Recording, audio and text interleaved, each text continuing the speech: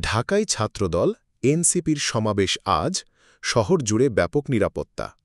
আজ শনিবার ৩ আগস্ট ২০২৫ রাজধানী ঢাকা জুড়ে ব্যাপক নিরাপত্তা বলয় তৈরি করা হয়েছে।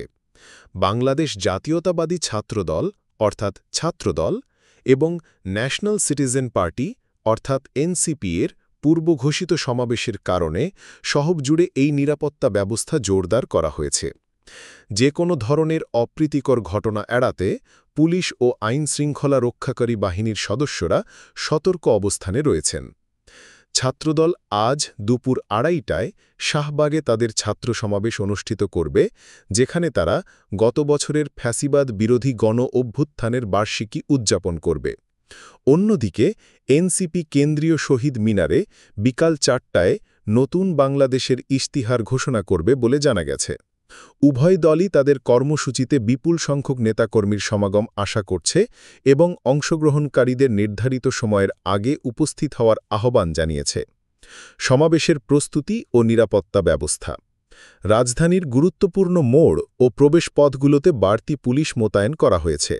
শাহবাগ, ঢাকা বিশ্ববিদ্যালয় এলাকা, শহীদ মিনার সংলগ্ন এলাকা এবং পল্টন সহ অন্যান্য সংবেদনশীল স্থানে বিপুল সংখ্যক পুলিশ ও র্যাব সদস্য মোতায়েন রয়েছে। তল্লাশি চৌকি বসিয়ে সন্দেহভাজন ব্যক্তি ও যানবাহনের তল্লাশি চালানো হচ্ছে। গোয়েন্দা নজরদারিও বাড়ানো হয়েছে বলে জানা গেছে। বিশেষ করে শাহবাগ ও শহীদ মিনার এলাকায় যান চলাচল নিয়ন্ত্রিত করা হচ্ছে, যা নগরবাসীকে কিছুটা ভোগান্তিতে ফেলছে। ঢাকা মেট্রোপলিটন পুলিশ অর্থাৎ ডিএমপি জনসাধারণের প্রতি শাহবাগ এলাকা এড়িয়ে চলার পরামর্শ দিয়েছে। একই সাথে এইচএসসি ও সমমানের পরীক্ষার্থী এবং বিসিএস পরীক্ষার্থীদের পরীক্ষা কেন্দ্রে পৌঁছাতে বাড়তি সময় হাতে নিয়ে বের হওয়ার অনুরোধ জানানো হয়েছে। নেতৃবৃন্দের উপস্থিতি ও বক্তব্য।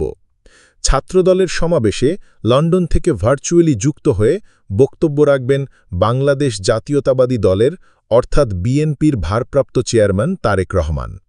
এছাড়া বিএনপির মহাসচিব মির্জা ফখরুল ইসলাম আলমগীর সহ সিনিয়র নেতৃবৃন্দ এবং সাবেক ছাত্রনেতারা সশরীরে উপস্থিত থাকবেন বলে আশা করা হচ্ছে।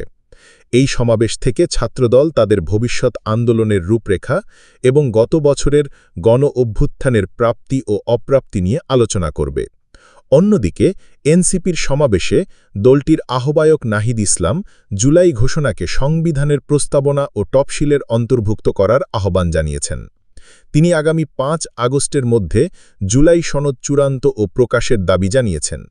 এই সমাবেশ থেকে তারা একটি নতুন বাংলাদেশের ইশতিহার উন্মোচন করবে বলে জানিয়েছে।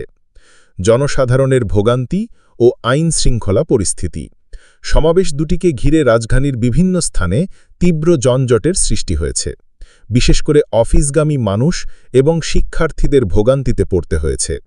আইন শৃঙ্খলা রক্ষাকারী বাহিনী জানিয়েছে, জনগণের জানমালের নিরাপত্তা নিশ্চিত করতে এবং যে কোনো ধরনের বিশৃঙ্খলা এড়াতে তারা সর্বোচ্চ সতর্ক অবস্থানে রয়েছেন।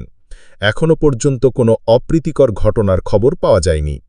রাজনৈতিক বিশ্লেষকরা মনে করছেন, এই দুটি সমাবেশ দেশের বর্তমান রাজনৈতিক পরিস্থিতিতে নতুন মাত্রা যোগ করতে পারে। উভয় দলই তাদের নিজেদের অবস্থান সুসংহত করতে এবং জনসমর্থন আদায়ে এই সমাবেশগুলোকে কাজে লাগাতে চাইছে।